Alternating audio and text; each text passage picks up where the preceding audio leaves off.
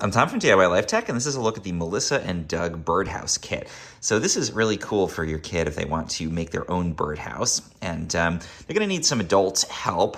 There's these little screws that go in and hold together each of these pieces, but it's a pretty simple woodworking project. You get all the pieces, the screws. You can easily put this together in probably about half an hour. My father-in-law assembled this with our son. And you can see it just makes this really nice wooden handmade birdhouse with all of these things going in. And then the fun part for the kids is they get to paint it. So it comes with paint.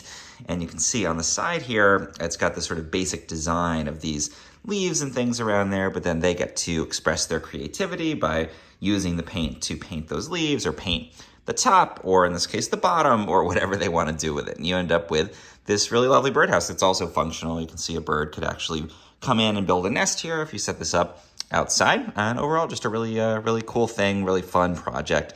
Introduce your kid to helping nature, introduce them to woodworking, and also just, again, a really fun project to do with an adult, because the adult will need to do the supervision of the assembly and do the assembly themselves, and then your kid can paint it with you.